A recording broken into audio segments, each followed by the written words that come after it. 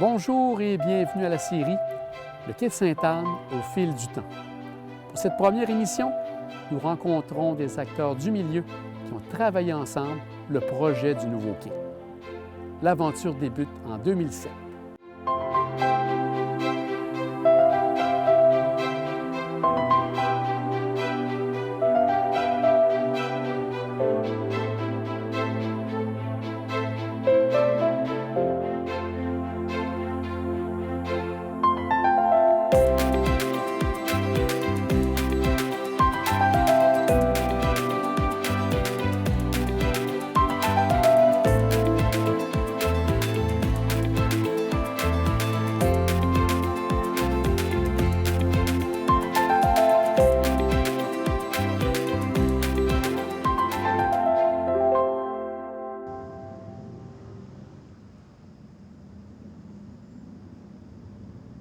Je dirais que l'idée a commencé à émerger à la municipalité de Sainte-Anne-de-Beaupré. C'est M. Fortin qui était maire à l'époque, Jean-Luc, donc dans les années 2007, 2008, 2009, qui a discuté de ce projet-là avec son conseil municipal.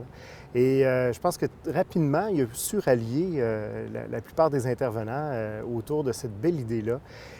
L'objectif, c'était d'amener une relance dans le centre-ville de Sainte-Anne. Depuis quelques années, on voyait la fréquentation au sanctuaire qui diminuait, il y avait des motels qui fermaient. Donc, l'ambiance n'était pas très intéressante là, dans le centre-ville de Sainte-Anne. Et cette idée-là, bien, je dirais, on l'a vu, la municipalité a pu s'inspirer de ce qui se fait ailleurs dans le monde, puis tout près de nous, ce qui s'est fait à Québec aussi. On se rappelle de M. Lallier, maire de Québec, qui, voulant là, relancer le quartier Saint-Roch, a pensé à installer les jardins Saint-Roch.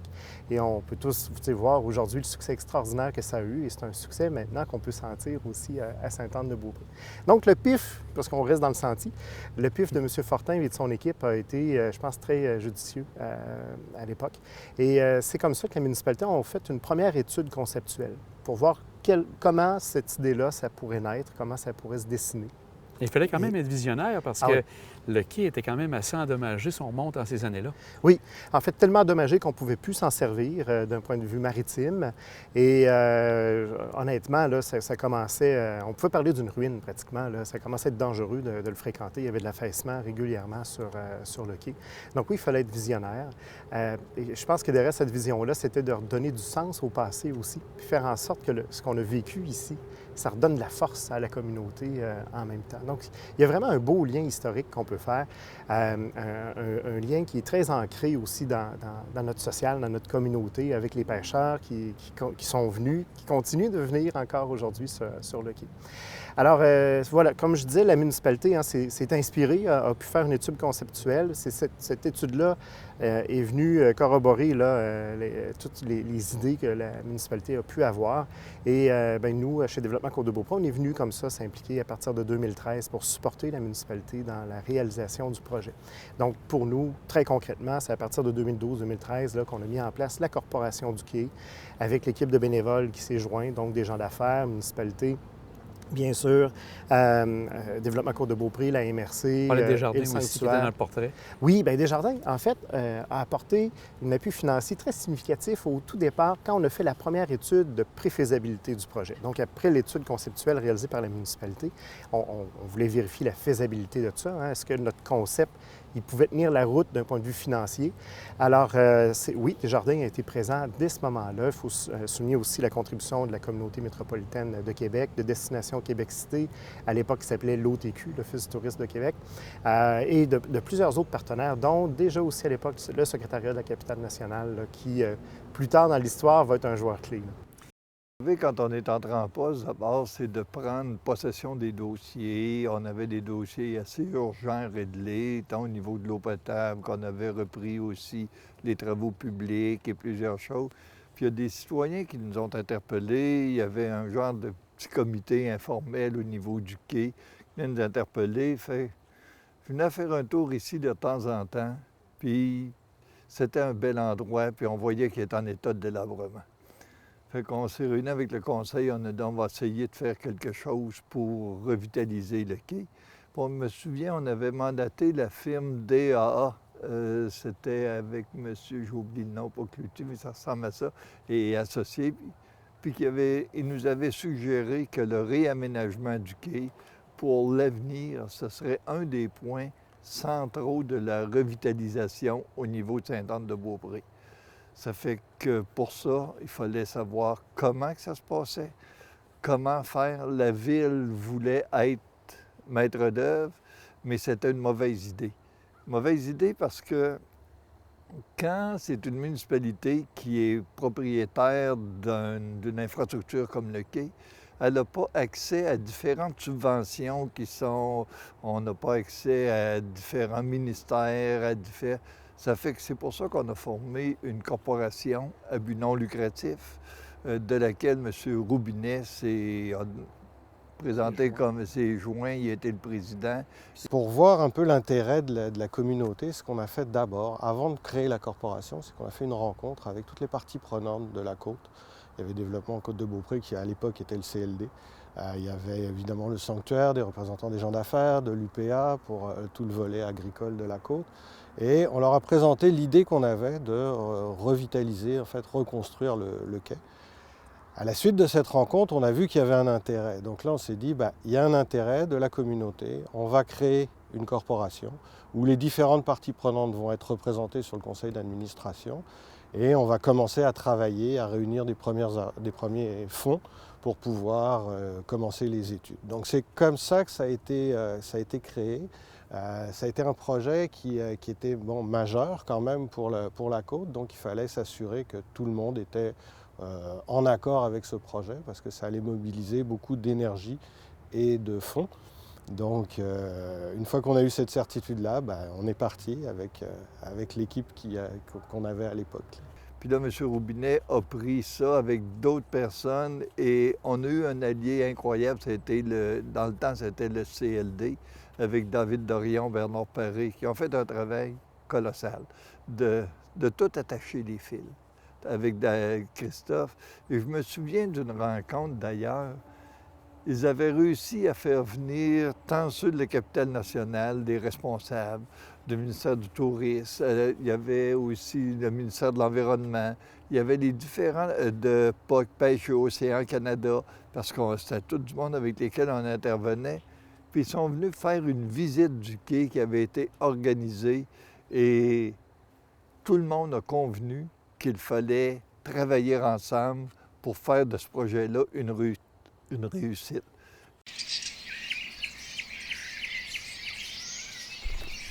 On est sur des terrains qui appartenaient au père rédemptoriste, donc le sanctuaire de Sainte-Anne a été aussi un des partenaires importants dans ce dossier. Oui, non seulement ils sont présents sur le CA de la Corporation de développement du quai, mais dès le départ, la Corpo, on a dû faire l'acquisition du quai à l'époque qui appartenait à un privé et aussi des terrains qui y donnaient accès. Et le sanctuaire a été un très bon partenaire là-dedans. Ils nous ont non seulement vendu les terrains, mais en plus, ils nous les ont financés. Alors, merci beaucoup parce qu'à l'époque, on a démarré et on n'avait pas beaucoup de sous là, pour lancer tout le projet. Mais c'est grâce à des partenariats comme ça qu'on a pu avancer efficacement. J'aimerais qu'on reparle peut-être dans les années 2010, où vous avez commencé déjà à regarder et le quai faisait partie de tout ce que vous aviez en tête. Il faut comprendre que je suis un des acteurs, mais il y en a eu beaucoup de gens qui y croyaient, qui étaient impliqués.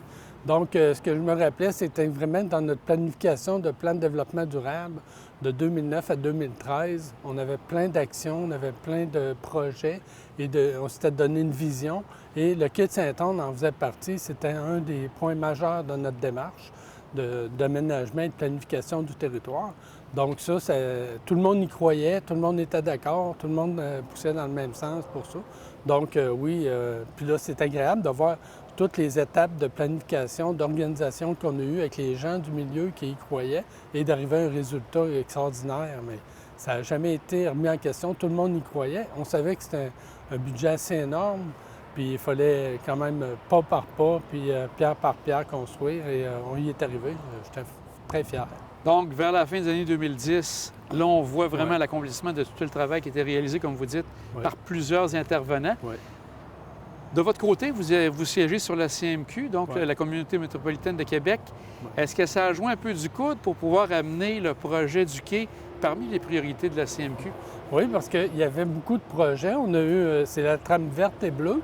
Donc, chaque composante de la Communauté métropolitaine de Québec déposait des projets et on les analysait pour pour les prioriser parce qu'il y en avait, comme d'habitude, il y avait plus de projets que de financement.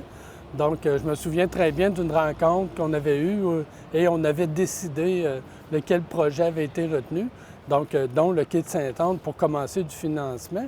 Je pense qu'on a donné le financement, c'était à peu près 850 000 à l'époque pour le quai.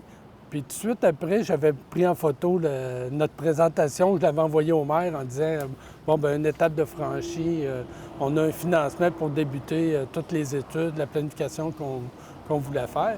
Fait que ça, à ce moment-là, la CMQ est un joueur majeur pour le financement. Par la suite est venu le fonds régional de la MRC aussi, qu'on a rajouté 750 000 je pense 800 000 Donc, c'est tous les montants comme ça qui se sont accumulés avant d'arriver au financement total de la réalisation. Un projet qui était majeur. Au niveau de la communauté métropolitaine de Québec, effectivement, il y avait des plans même pour essayer de faire plusieurs quais de raviver. Je me souviens, d'ailleurs, lorsque j'étais préfet, je rencontrais, si ma mémoire est bonne, c'était le maire de Portneuf, M. Bédard, qui travaillait et qui a réussi à réaménager son quai, qui était en désuétude comme celui-ci et qui était le plus long quai en eau profonde au Canada, puis qui a réussi à le faire réaménager. C'est toutes dans les municipalités où il y en a un quai, le réaménagement d'un quai, ça redonne une vie. Parce qu'il faut penser que les quais, c'était les choses les plus importantes parce que ça donnait accès, c'était les autoroutes, les routes de l'ancien temps, c'était les cours d'eau.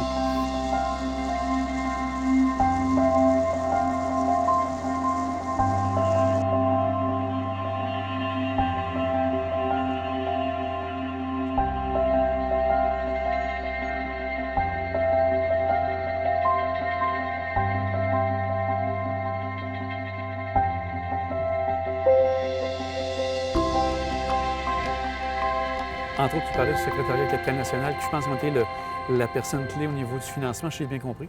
Oui, bien, le secrétariat, c'est son rôle. Hein. Il est juste comme pivot auprès de tous les interlocuteurs gouvernementaux pour nous.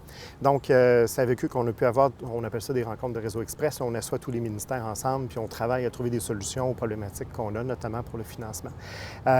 Puis je vous dirais, il y a eu un facteur déterminant aussi pour la réussite là-dedans, c'est que la région, la Côte-de-Beaupré, a pu parler d'une seule voix.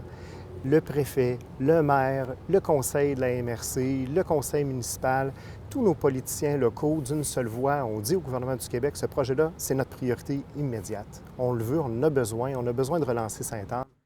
Le travail a été vraiment piloté, on va dire, par le CLD Développement Côte-de-Beaupré, donc Bernard Paré et puis David Dorion, qui, eux, étaient vraiment les producteurs un peu de tout ça.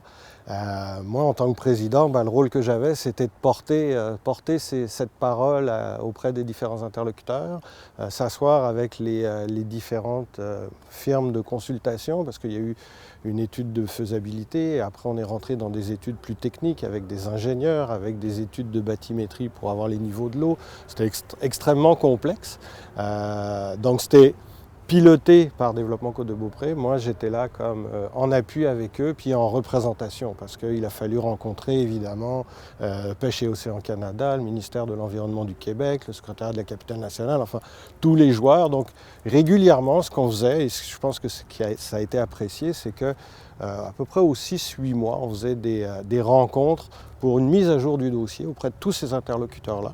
Et là, évidemment, on faisait une présentation et je faisais la présentation de l'avancement du dossier. Et ça a été apprécié par les partenaires au fil du temps, et ce qui a permis, en fait, de ne pas arriver un jour en disant on a un projet, ça coûte X millions, aidez-nous. Ils savaient que ça allait arriver. Les maires se sont ralliés, les autres maires, en parlant vraiment que c'était un projet porteur pour la Côte-de-Beaupré. Est-ce que ça, c'était difficile à faire accepter ou finalement, quand les gens ont vu tout le sérieux du projet, ils ont embarqué d'emblée? Non, ils ont embarqué d'emblée parce que dans notre planification que je vous parlais tantôt de l'aménagement de territoire, du développement de territoire, on voulait absolument mettre l'accès au fleuve, redonner l'accès au fleuve à la population. Donc, on avait une planification de 3 parcs sur le fleuve, un à Bois-Châtel, un à l'Ange-Gardien, puis le quai de Sainte-Anne, c'était le point majeur de l'accès au fleuve pour redonner à la population. Donc, tout le monde, on travaillait là-dessus, on était convaincus. C'était pas dur. Lorsqu'on est convaincu, c'est pas dur d'être convaincant. Hein? Donc, ça, c'était unanime auprès de la MRC. Même pendant les années, les nouveaux maires qui arrivaient, c'était tout le temps unanime. Tout le monde était content de travailler et de faire cette réalisation-là. À partir de 2015, 2014, 2015, on savait que c'était un projet qui serait au-dessus de 10 millions de dollars, et ce qui était quand même considérable. Et donc il fallait un travail de fond appuyé par énormément de données techniques et de faisabilité pratique, on va dire, pour réussir à convaincre les autorités. Ce qui a été fait après 2017, donc dans une deuxième phase. Donc en 2015, ce que je voyais aussi, il y avait tous les travaux au niveau de l'arpentage, au niveau de toute la topographie des lieux. Donc comme vous dites, ça a été fait dans ces années-là, ouais. Ces travaux-là. Ça a été fait, on dirait, de 2012-2013. Il y a eu des études de faisabilité, des études économiques aussi, pour savoir c'est bien beau de faire une infrastructure, mais qu'est-ce qu'on en fait après. Puis l'idée de base, c'était toujours d'ancrer ça dans un projet plus large de revitalisation du cœur de Sainte-Anne, parce qu'on se souviendra qu'à l'époque, c'était plutôt en déclin plutôt qu'en remontée. Donc le projet du quai devait faire un peu le pivot, le point d'ancrage, sans jeu de mots, pour redémarrer une revitalisation, pour amener de nouvelles personnes à venir à Sainte-Anne. Donc toutes ces études-là se sont faites au fur et à mesure. Ça prend du temps, il faut faire ça dans le bon sens. On utilisait des fonds publics, donc il y a eu tous les principes d'appel d'offres, etc. Donc il faut prendre le temps de bien faire les choses. Et ce qui nous permettait aussi, en le faisant comme ça et en informant tous les interlocuteurs futurs, c'est de ne pas avoir à faire un pas en arrière. Parce que c'est un processus qui est long, il faut être très méthodique. Donc on a utilisé beaucoup de méthodes, beaucoup d'informations, beaucoup de partage pour être sûr de ne pas partir dans une mauvaise voie et donc être obligé de revenir en arrière. Ça aurait coûté plus cher, ça aurait été plus long et ça aurait éventuellement pu handicaper le projet dans sa réalisation. Je voulais vous poser comme question. À la rigueur, si vous aviez eu à reculer à quelques reprises, ça aurait pu même jouer sur le projet? Oui, parce que la perception du travail réalisé aurait été amoindrie. Donc, nous, ce qu'on essayait de faire et de démontrer, ce qui a été fait, c'est qu'on était conscient des enjeux, que ce soit des enjeux économiques, environnementaux, etc. Et on partageait sur ces enjeux-là avec les interlocuteurs. Et on a eu à travailler beaucoup avec notamment le ministère de l'Environnement sur l'impact non seulement du projet, mais ne serait-ce que dans le processus de travaux. Il a fallu travailler avec eux pour savoir comment on allait le faire. Tranquillement, pas vite, là, on voyait qu'il y avait une possibilité que ça arrive, ce projet? Oui. L'étude de préfaisabilité nous a démontré que ça valait la peine de continuer à travailler parce qu'on avait quelque chose. On tenait vraiment un projet qui était réalisable techniquement, financièrement et qui pouvait avoir son sens d'un point de vue d'impact économique aussi. Donc, on a continué à travailler de 2013 à 2017-2018 pour techniquement préciser le projet, donc d'un point de vue d'ingénierie, d'enjeux d'hydrologie, d'enjeux environnementaux. On a fait comme ça plusieurs études pour bien définir le projet. Ça a été pareil d'un point de vue économique. Donc, il y a eu une étude d'impact très spécifique qui a été réalisée pour qu'on puisse démontrer à l'État que les sous qui allaient être investis par le gouvernement dans ce projet-là allaient être rentables aussi pour toute la communauté, pour Sainte-Anne, pour la grande région de Québec et pour le Québec. Donc ça, cette démonstration-là, elle a été faite également. Et par la suite, bien sûr, après l'ingénierie, on a dû faire tout le travail architectural pour donner vie à un beau visage attractif à ce projet-là. Donc, ça fait partie des études qui sont réalisées dans toute cette longue période-là, d'un peu plus de 5 ans, pour en arriver à avoir un projet assez bien ficelé à la fin de la décennie 2010. Au niveau des premières phases, parce que les phases préliminaires, il y a eu des travaux qui ont commencé à être réalisés déjà au moment où vous étiez maire. Donc, c'était des travaux pour faire un peu de maintenance, on pourrait dire, de l'ancien quai? De sécurisation aussi. Okay. De sécurité parce que lors des grosses marées, des marées d'automne et des marées de printemps, il y a des grosses marées, le quai était passablement amoché. Puis il y avait des travaux de sécurisation qu'il fallait faire si on voulait garder seulement l'accès pédestre aux personnes qui allaient là. Puis il y en a qui allaient toujours sur le bout du quai en auto, et ils allaient pêcher. Et il fallait le garder sécuritaire si on voulait aussi continuer ultérieurement l'aménagement. C'était des travaux d'urgence, disons. On avait glissé un mot, donc les liens avec David Dorion, avec Bernard Paré ont été, on pourrait dire presque, peut-être pas quotidiens, mais de façon hebdomadaire, vous étiez vraiment, à un certain moment donné, sûrement, ouais, là. on se parlait peut-être pas tous les jours, mais aujourd'hui, entre les emails, les textos, etc., on était en contact quasiment tous les jours. Et c'est ça aussi qui a fait que ce projet a réussi à aboutir, c'est que tous les acteurs autour de la table étaient conscients qu'il ne fallait pas perdre le momentum, pas perdre l'allant qu'on avait, disons, réussi à créer. Donc, David avait besoin de mon avis, d'une signature pour une demande, pour un papier. J'étais disponible. Il fallait que ce soit toujours dans le mouvement. Et ça a été, je pense, apprécié parce que quand on faisait justement nos rencontres avec tous les partenaires publics, ils se disaient « Wow, depuis la dernière fois, vous en avez fait du chemin. » Ben oui, mais c'est pour ça qu'on veut vous voir, c'est pour être sûr qu'on est toujours sur le bon chemin. Et comme vous dites, aux 5 et 6 mois, bien, les gens voyaient l'importance des travaux et des différentes étapes qui ont été réalisées. Et non pas, comme vous dites, après 6 mois, bien, on retrouve au même point qu'on était il y a 6 mois. Là. Non, on avait toujours des nouvelles études, que ce soit des ingénieurs sur la structure du quai, des solutions. On avait différentes solutions à un moment donné à explorer pour le rebâtir. Les études de bathymétrie, parce que l'idée d'avoir des bateaux était là depuis le départ, mais il faut arrimer le tout. Il faut que les bateaux aient suffisamment d'eau pour pouvoir tout circuler. En tout cas, il y avait beaucoup de données très techniques. J'ai appris énormément de choses. J'en ai appris beaucoup sur l'ingénierie civile et sur les courants, les marées, etc. Mais c'était passionnant pour ça. Et puis porter ça, c'était un plaisir.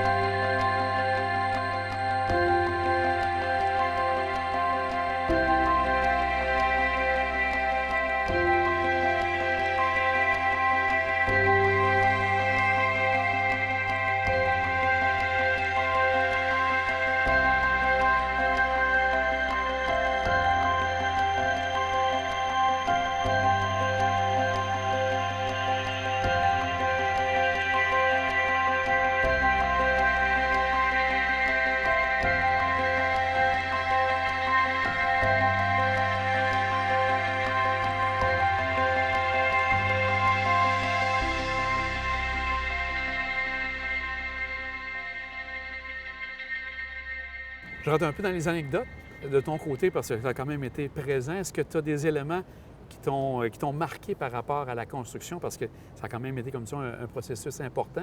Est-ce qu'il y a des éléments que tu souhaites nous souligner qui t'ont marqué par rapport à tout ça? Une anecdote ou un élément clé de ce côté-là? Bien, moi, je dirais au tout début du projet, quand on commençait à trouver les sous là, pour nos premières études, tout ça, on était dans une autre dimension de projet pour nous. Chez Développement Côte-de-Beaupré, on a géré plein de trucs dans la région, mais là, à cette échelle-là, c'était quand même le premier projet. Et là, on savait qu'on avait des sous à trouver pour l'étude d'impact environnemental. On parlait d'à peu près $1 demi-million. Et on a une rencontre avec un intervenant politique pour lui exprimer le projet, notre besoin.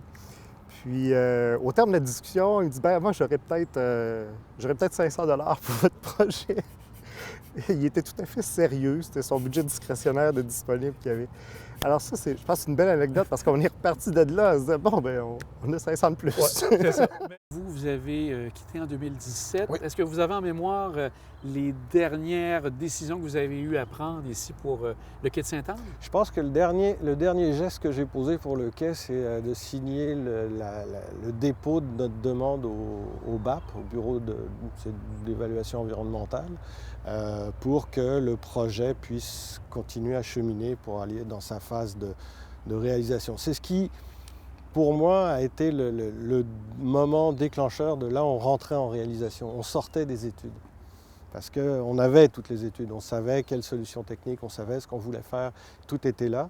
Mais là, après, il fallait avoir, avant de commencer les travaux, c'est le stamp de l'environnement. Puis ça passait par ce document que j'ai signé, puis je pense bien que c'est le dernier geste que j'ai posé. Très grande fierté pour la ville. La municipalité de Sainte-Anne, la ville de Sainte-Anne-de-Beaupré méritait ça. Mérite ce qui est là, mérite des investissements. C'est arrivé, j'en suis extrêmement content, extrêmement fier que ce soit arrivé. OK, puis d'avoir été un des joueurs parmi tous les joueurs qu'il y avait dans l'équipe, ça me rend fier. Je dis, OK, on est satisfait, c'est bien arrivé, c'est correct. Non, c'est quelque chose que j'aime bien me remémorer. Donc, une belle réalisation pour tout ce qui s'est passé dans votre mandat, mais par la suite aussi. Quelque chose vous êtes très fier et que dans vos réalisations, ça fait partie de quelque chose qui est très important pour vous. Oh oui, puis c'était un quai, si on ne l'avait pas pris à ce moment-là, vers 2012, comme vous dites, on l'aurait perdu complètement. Parce que le fleuve serait passé à travers, il a remporté le bout, puis il y a d'autres endroits, c'est arrivé, ils ne l'ont pas pris au bon moment, tu le perds. Fait qu'on l'a pris au bon moment, et maintenant, ça demeure un quai qui est accessible pour tout le monde, puis que ça donne des activités. C'est quelque chose dont on peut, ceux qui ont travaillé sur le projet peuvent être fiers. Probablement un des plus gros projets, mais c'est certainement celui qui donne le plus de satisfaction parce que c'est là pour rester. Et puis il y a un impact, puis on le voit. Tu sais, c'est toujours plaisant. En 2015, on avait fait une conférence de presse en expliquant le projet, puis on était convaincus qu'on allait le réaliser, mais il y avait des sceptiques dans la salle, puis de se dire que, oui, ils veulent ramener des bateaux, ils veulent s'en servir pour redévelopper le centre-ville de Sainte-Anne, etc. Il y avait des gens qui étaient sceptiques, mettons. Puis, quand il y a eu l'inauguration en 2022, à un moment donné, j'ai attrapé Bernard, je dis, tu te souviens, tout ce qu'on avait écrit, on l'a fait. Puis, c'est ça, pour ça, c'est très satisfaisant.